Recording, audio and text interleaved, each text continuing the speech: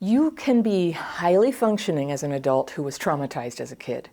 And you can have it all together in your work life, your money life, your friend life, but ooh, when you fall in love, that traumatized part of your brain can just rumble into action and start pushing out the old childhood survival mechanisms right when what you need most is a clear mind and common sense. That's when your red flag detector completely breaks down.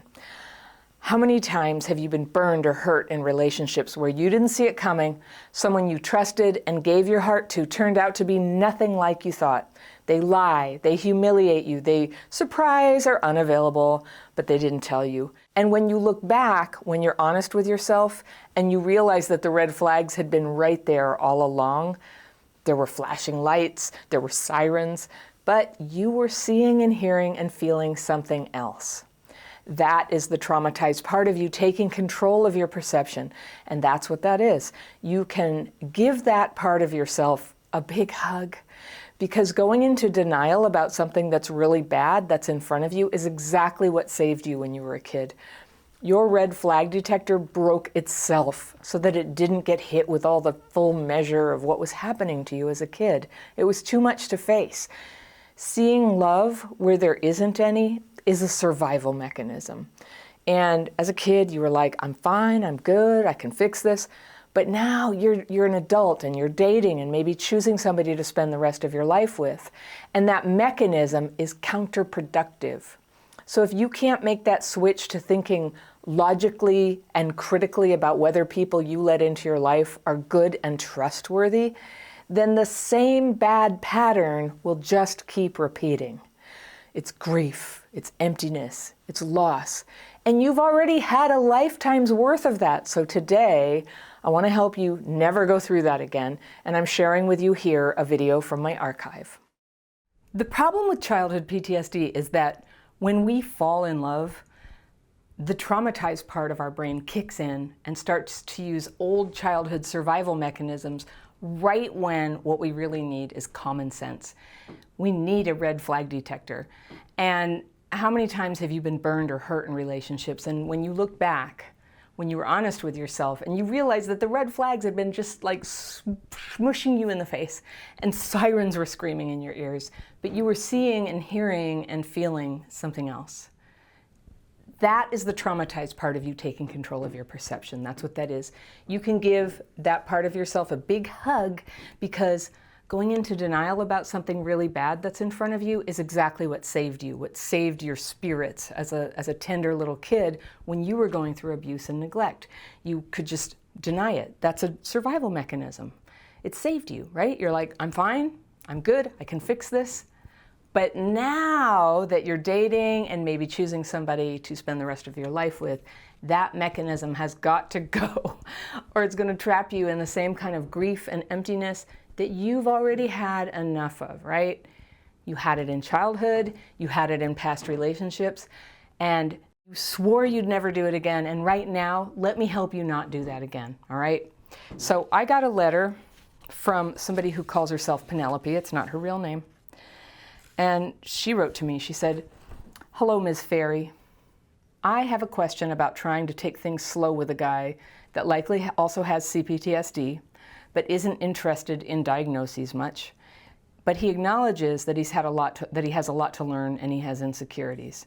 Now, I know it's not my job to fix him, but he's so clearly terrified of the pressure of status, as he put it. I'm not exactly sure what that means. Not admitting fear, but insecurity. How can I help him without being pushy?" says Penelope. "We first met about a year ago, but he ghosted me twice when we became close rather quickly. We're both Christian and desire to live for God and have only held hands as far as physical intimacy. I'm also clearly afraid he's going to ghost me again, but it's so frustrating when we clearly feel the same about each other, but he is just so hesitant and almost offensively standoffish as we develop deeper closeness. He was married 15 years after getting a girl pregnant when he was 18 or 19 years old. I've come out of an abusive, nearly 10-year relationship a year ago. His childhood was very crappy. I don't know, help." And she says, Your videos have already helped me to stay in my lane and not rush it this go round, because I would get in my feelings after we first started talking and try to explain why he should feel safe with me, but that just pushed him away quicker. Thanks so much, Penelope. Okay. Oh, Penelope. This is a very tough situation. I totally understand. A lot of us do understand, but I'm going to help you see this a little more clearly. So let me just describe for you what you told me about what's going on here, all right?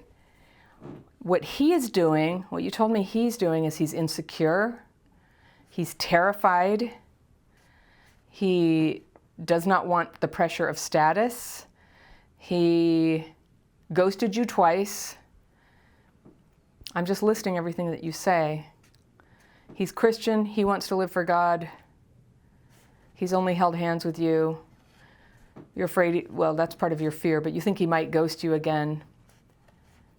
He is so hesitant and almost offensively standoffish as we develop deeper closeness that you feel that you have to persuade him to feel safe with you suggests he doesn't feel safe with you. Okay, that's what you're telling me about him. About yourself, you're saying that you're trying to go slow, you're Christian, you want to live for God, you want to help him. You don't want to look pushy, but you want to help him to feel secure and get into the relationship with you. But you're also afraid and you're frustrated because he's not treating you very well. And you came out of an abusive relationship just a year ago, and I just noticed in your letter that a year ago is when you got together with this guy, and that you've been trying to persuade him to feel safe with you. Okay, so here's this is a tough love one. It's a tough love Ask the Fairy here. You jumped right in, all right? I don't know, maybe you're going to tell me, well, it wasn't immediately, it was a few months, but you said you got out of it a year ago, a 10-year marriage that was abusive a year ago. This relationship started a year ago. This guy starts ghosting you. What happens to you? You fall in love, all right? When I say that out loud, Penelope, can you hear it? Can you hear that the abused part of you is actually operating right now and controlling your perception about this? What you're describing is that you get strong feelings for somebody, you grow closer, and he keeps ghosting you, and he's offensively standoffish and hesitant. You're talking about trauma bonding. That's what you're describing. When you've fallen in love with somebody and they ghost you, and then they come back, and you think that you're growing closer, that's trauma bonding. Trauma bonding, and I'm just gonna make a guess here. You were severely neglected as a kid. You may have been abused as well, but you were neglected, and you developed this idea that if you could just be helpful enough, if you could just change yourself enough, that you would get the love and attention that you need. Of course you needed it, and you deserve it now as well. But Penelope, you're not getting it. When a guy makes you feel scared all the time and frustrated, and he's hesitant, I think, yeah, he sounds at best like an avoidant personality, all right? And you guys might just have this very common relationship pattern with an avoidant person, an insecure attached person, where you're always like kind of running around trying to spackle things up and make it work, and he's pulling back. And there is a way those relationships can work, but they cannot work when you're running around after him, believing that what's missing is your help. Now, when you said, how can I help him without being pushy? I'm going to reinterpret that and say, how can I push him and make it look like I'm just being helpful? But pushing is pushing your will on somebody. And not only is it wrong, it's wrong spiritually, it's to pressure somebody to be in a relationship, but it just doesn't work. And it especially doesn't work in man-woman dynamics.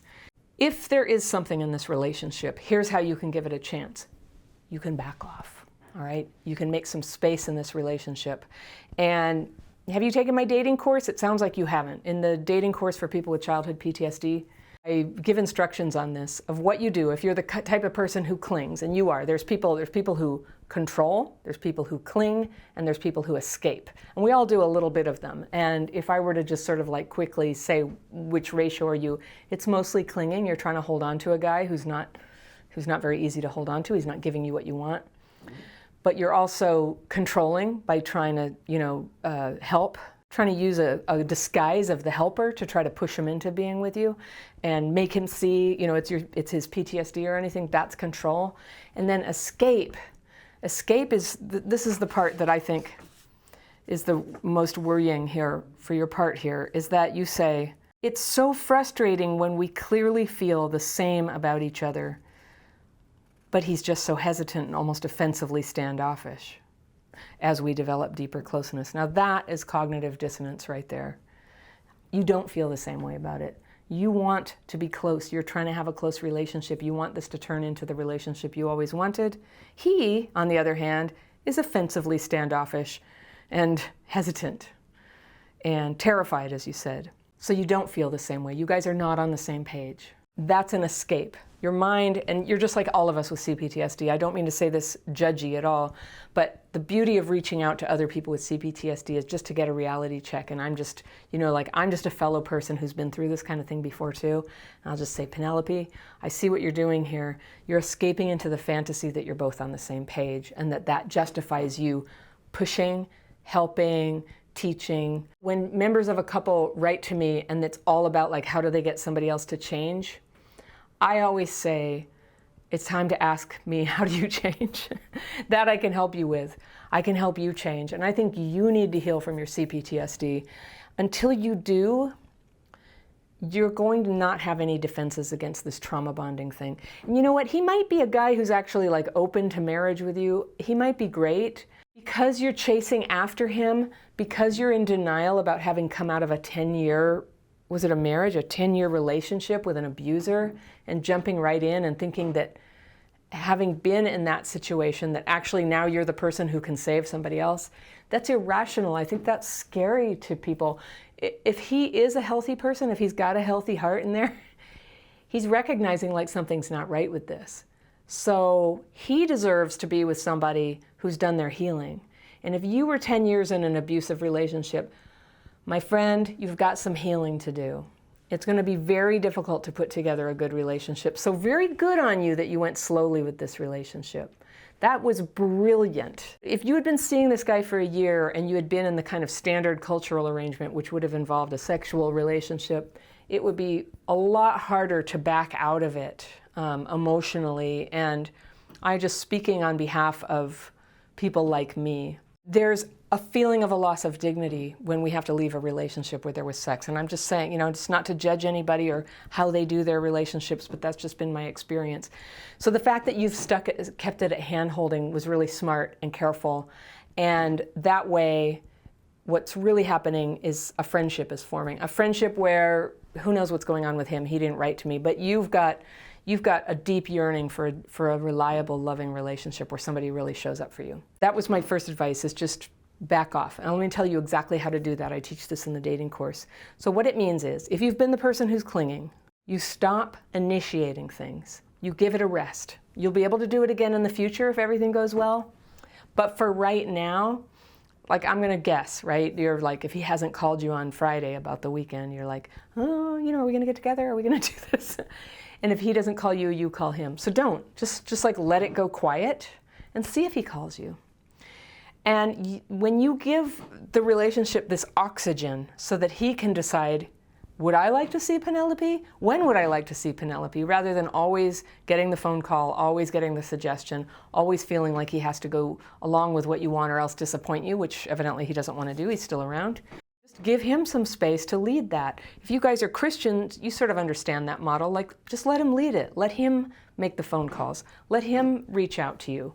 And you might have to pretend that you have some other stuff going on. And it won't be a lie, because what you have going on right now is you're trying to heal your trauma pattern. You're trying to heal your tendency to crap fit. Do you know that word, crap fit? I say that. Fitting ourselves to crap. So when you go in and try to help somebody who's just treating you badly and ghosting you, you are crap fitting. That's something you learned to do as a kid that got you through, but don't fit yourself to crap. Be somebody who doesn't fit at all with bad treatment. Somebody ghosting you and not calling you doesn't get to hang out with you. How about that? And you will be amazed. Now, I don't know what's going to happen with him, but if he has feelings for you, you're going to find that when you make space for him to just take his time, follow his own impulses about when it's time to get together, it's going to start to come into focus for him. It's going to become more authentic for him. If he's not that into you, that's always a possibility, right? That's what you're afraid of, and it's possible. he's going to fade away. When he's not under pressure from you, he's going to fade away. But I'm going to ask you, Penelope, to allow that to happen. Allow him to fade away and allow him the dignity of his choice to decide whether he wants to come towards you and see what he has to offer. A lot of this language of like, I'm afraid. He accidentally got a girl pregnant when he was 18 or 19 and was married, and he's finally free of that marriage, I guess. I totally understand that he wants to try to get his equilibrium in the world before he goes jumping in. So give him space to do that. And it's really not manipulative or dishonest. This is a chance for you too. This is my prescription for you. Let information come to you. Let him show you and demonstrate to you what he feels. What is he interested in doing? Is he marriage-minded? Does he want to date? How often does he want to see you? Just make a space where he can demonstrate that for you. And if you need to, think of a visual of you just sitting in a throne, very awake and witnessing and paying attention about who approaches. And meanwhile, other people are going to be coming and going in your life, and probably you work, and I don't know. I don't have a lot of details about your life. Sitting on a throne as a very special person, and people are demonstrating to you who they are, because in the past, they were no damn good, okay? Somebody's got to come in with discernment, and it's going to have to be you. So you're going to bring into your consciousness that discernment to be aware of who is approaching and what have they got for you. What are their intentions? What are their feelings for you? All right? It's a huge shift from where you are trying to help and pursue and feeling frustrated and fantasizing that, how could he be so difficult when you're really exactly the same? You're not. That's all. And that's fine. You could have a good marriage for 50 years and you're never exactly on the same page. It's okay. It's okay. Now, second, I want to tell you what it looks like when a guy is serious about you, when he does want a relationship with you. And this is what you want to wait for. You want to try to measure opening your heart. I could tell from your letter, you want the right one. You're looking for the one where you can settle down and have a happy relationship. All right. So here are some characteristics that a man will show you. And this is true for women too, I think. They make it quite clear that they like you. They call you and text you regularly. They don't leave you in doubt about whether they like you because they don't want you to leave. They want you to be happy. They take actions that they believe will give you comfort, delight, peace, things like not leaving you hanging about where they are or when they're going to call. They don't want you to feel that way. They show up for you. They have dinner with you. I always say one indicator of whether somebody is your boyfriend is when it's your birthday, do they go ahead and make something nice happen for you on your birthday, and are they with you on that day? Or are you running around trying to put something together, right? So that's an indicator. And they will also tell you things like, I love you. They will tell you, I want to be with you. They will tell you, okay, I'll meet your family. I don't think you have to wait for somebody who's like, I really want to meet your family, especially from the family some of us come from. But they're open to that. They want to be in your life. They want to be included, and they let you know. Those are the signs you're looking for. Another sign to look for is when you're with this person, do you find yourself stepping up? Are you playing a better role in your life? Are you becoming a slightly better version of yourself than you used to be because of them? Or are you getting dragged down? Now, this is a real sign. This is a legitimate sign. Is this person causing you to rise up? They don't necessarily actively rise up, but I'll tell you with my husband, and he was kind of slow to come around.